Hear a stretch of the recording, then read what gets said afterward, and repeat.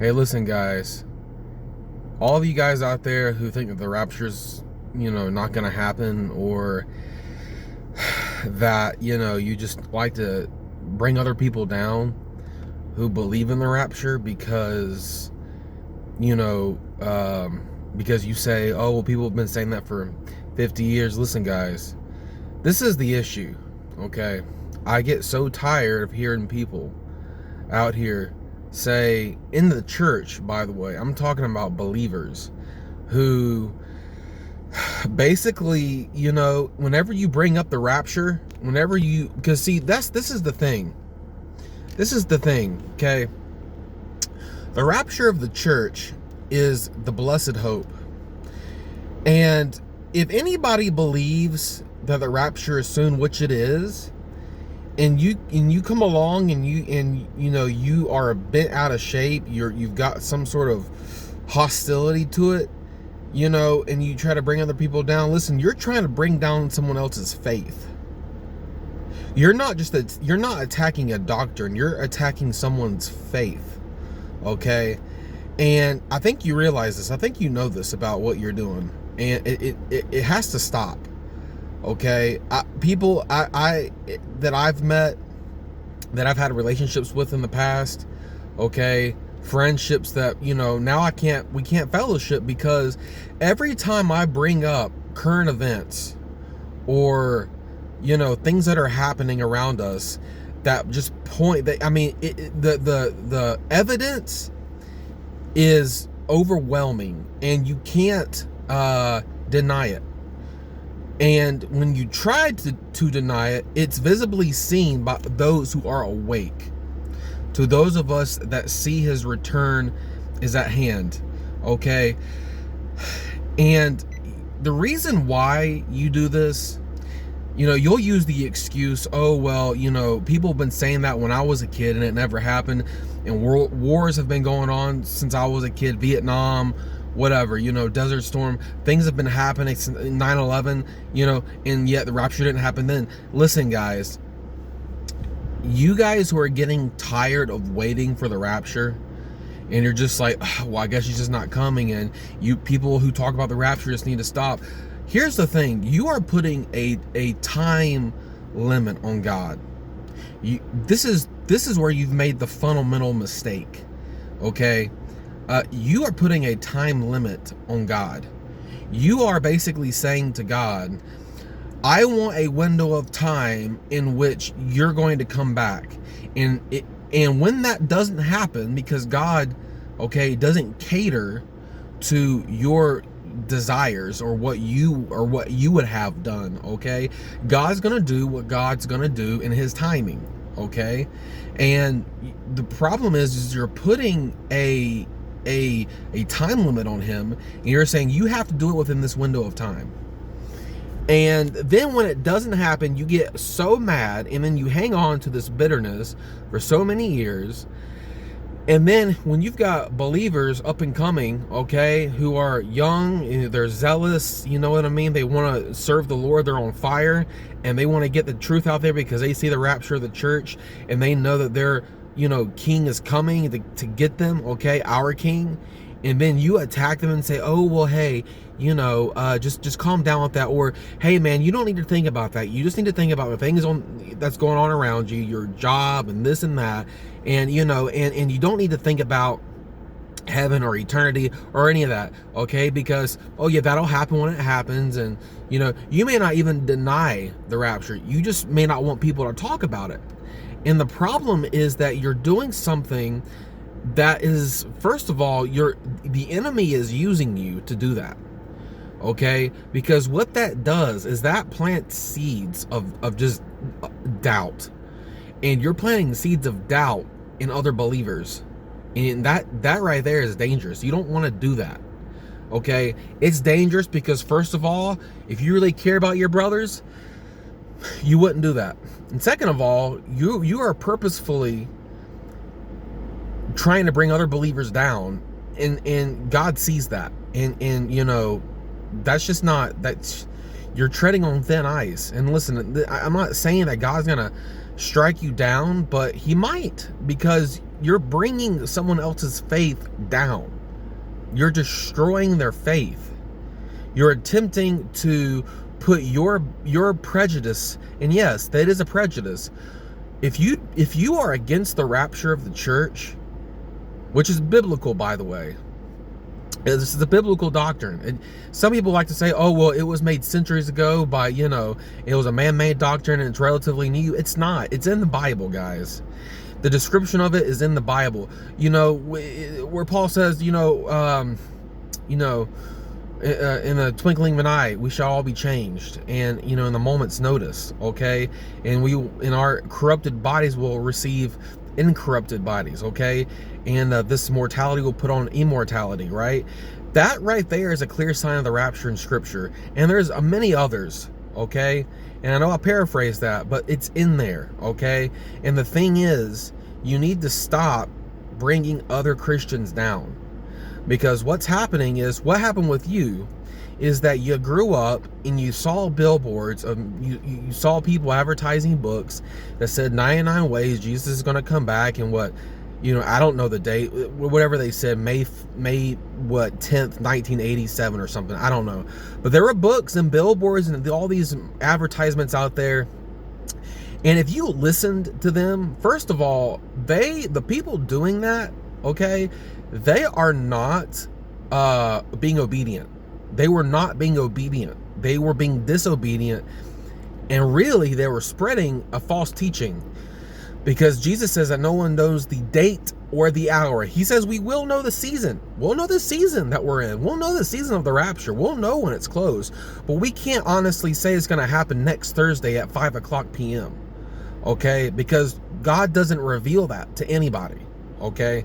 So, people who did that back then, or even continue to do that now, they're false teachers. And if you listen to them and then got disappointed when the rapture didn't happen on their so-called date that it was a quote-unquote supposed to happen, that's your fault. Because you should have known Scripture. You should have known what the Bible said about it, and you should have said, okay, well, they're setting dates, so I can't really listen to that. But instead, you listen to it and you allow that stuff to sink in, and then when it didn't happen, you're like, well, I just blew all this energy for nothing. It's like, why are you even doing that? You don't even have to do that. Okay, it's called waiting. It's not called reserving all this energy, and then, when it happens, then no, we wait. We know that it's soon. See, the rapture of the church should excite you, because you're going to heaven if you're a born again believer, right? But the thing is, the only reason why you're not even, why you would even attack anybody is because your roots are too deep in this earth. You've got too deep of roots in this earth. See, when you got things going for you on this planet, when you've got things going for you, okay, you don't want God to come back. And you say, well, how, I would, and, how dare you say that? It's true. You have a carnal mindset when it comes to the things of this earth. What does Jesus say? He says that a man's life does not consist in the abundance of things which he possesses. So already right there, if you're trying to say, well, I just got to get my graduate, or I just got to graduate, I got to get my degree, and I got to get a good job, and I've got to get the car or the wife that I want, and this and that and this and that, and I'm not ready for him to come back. It's not up to you. It was never up to you. Okay, Jesus can drop you dead right then and there if you wanted to. If you're a born again believer, your life is not yours. Okay, there is a way that seems right to man, but in the end of it, it's destruction. Okay, and then the word also says that God is the one who orders, that we plan, but God is the one who orders our steps. So right then and there, if you read the Bible, you would know, there's a balance here. There's a balance. You can be excited for the rapture of the church, and you can look around the signs, and you can still wake up and go to work the next day. Nobody who believes in the rapture, who's excited for Jesus coming back to get his church, nobody is selling their stuff and going to live on a mountaintop somewhere and waiting for him to come back. See, that's a fabrication that you've got going on in your mind. That people are, and really, you're just openly admitting your problem. Okay, that's your problem, and you need to stop trying to tear other people down. Okay, listen, I was watching a video today of someone talking about he's getting emails from people who, and this is a YouTuber who loves the Lord, is waiting for him to come back, and talks about it every day, and he's getting emails and about people saying for him to just stop talking about it because that, you know, it hasn't happened yet, and they, you know, and they're just like, and it's like, the only reason you're doing that is because you don't want him to come back, because you want to hold on to stuff on this earth. Guys, even if even if the rapture wasn't a biblical doctrine, let's just say it wasn't. It is, and it's going to happen, but let's just say hypothetically it wasn't. Okay, you're still not going to be able to hold on to your stuff, because the tribulation period is going to take away all your stuff. So whether you believe in it or not, you're not going to be able to have your life here on this earth. Okay, when in the rapture, you know, which is a biblical doctrine, we go up and we get the best life that we can ever possibly imagine. Okay, some of y'all believe in the rapture, but y'all don't want it to come yet, and some of y'all don't even believe in a rapture, and you think you're going to go through the tribulation, and somehow in your mind you still think that you're going to have your job, you're going to have your house, you're going to have your children. If there was no rapture of the church, you wouldn't survive. There is almost a 100% chance that if you're around any city or anywhere, okay, you're not even gonna make it to the end. The percentage of people making it to the end of the tribulation is very, very small. Okay, the only people who are really guaranteed to make it are the Jews. All right, nobody else, no Gentiles really guaranteed to make it in numbers. Okay, there's going to be a very slim amount of Gentiles that get saved. So my point is, whether there's a rapture or not, which there is, okay, there is a rapture, and it is a pre-tribulational rapture, okay, but hypothetically, if there wasn't, you still would not be able to hang on to your stuff. You think the Antichrist system is going to let you hang on to your stuff? Do you think that the Antichrist system is going to allow you to have a nuclear family, a good job, raising your kids, going out fishing? Do you really think the Antichrist system is going to allow that? Your future, if there was no rapture of the church, if you are a believer, a born-again believer in the church age, okay, your life, essentially, you're not going to be able to walk your dog on a Saturday morning and watch cartoons with your kids. That's over. Okay? So either way, you're not going to be able to live like how you want on this earth. So the rapture of the church is the blessed hope. It is. We're getting our best life after this. And if y'all don't, I understand from a theological perspective and a practical perspective, and in perspective where, I've seen it, experience, in people and what they say and stuff and how they act about this. But it still baffles me that, it still baffles me how y'all really don't, like, y'all's focus is not even like, you say, well, I just want to focus on the Lord. If you're focusing on the rapture, you are focusing on the Lord. You're believing the Bible.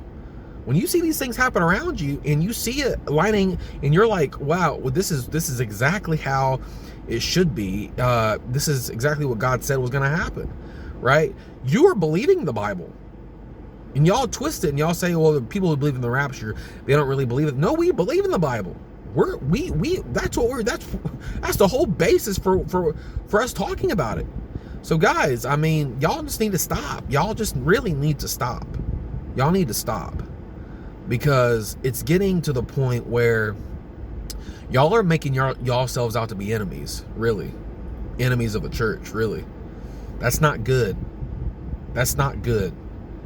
Because this isn't just about y'all having disagreements, or, you and your brother not seeing eye to eye on certain things. This is y'all literally trying to tear people down. Like, literally trying to tear people down. Like, trying to attack them whenever they talk about it. That's not good, guys. You don't need to be doing that. You don't need to be doing that. And you know what? I hope that you watching this will just open your eyes, because you're affecting people when you do that. You're affecting other believers, and not in a good way. There's a lot of ways you can affect people in a positive way. Sometimes when you affect people in a positive way, you may not say things that they necessarily want to hear, okay?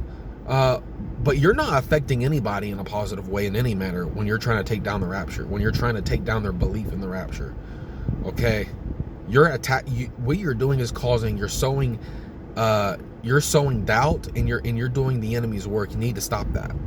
You just need to stop. And I ain't saying that you're not saved, and I ain't saying that you're not a believer. What I am saying is Satan is using you, and you're being a traitor is really what you're being. So you don't need to be doing that. Okay, you just need to stop, because you don't want to get to heaven and God say, why did you try to tear other people why did you try to tear their faith down in me coming to get them? Why did you do that? That's just not something. That's not a conversation. That's not even something that you would want God to even bring up. You don't even want to do that for him to even say that to you. Okay, so guys, just stop doing that. If you don't want to believe, or if the rapture makes you angry, and it shouldn't, but if it does, just don't say anything to anybody. Just don't say anything. Just keep it to yourself. Don't say anything. And when someone tells you about the rapture, just nod your head. Don't say don't bring them down.